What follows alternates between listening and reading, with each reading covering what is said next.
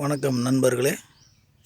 இப்பொழுது நம்ம பார்த்துக்கிட்டு இருக்குது மராமரம் அப்படிங்கிற ஒரு மரம் வகையை சார்ந்தது. இப்போ பார்த்திங்கன்னா இது ஒரு சின்ன செடியாக இருக்குது. இந்த மராமரம் ஒரு ஒரு தெய்வீக மரங்கள் வகையை சார்ந்தது.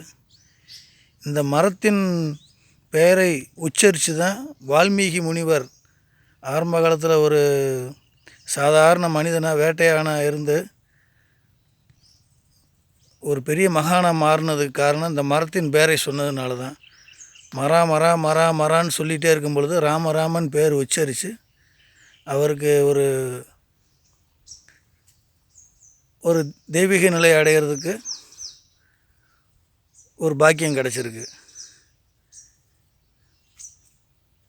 மரம்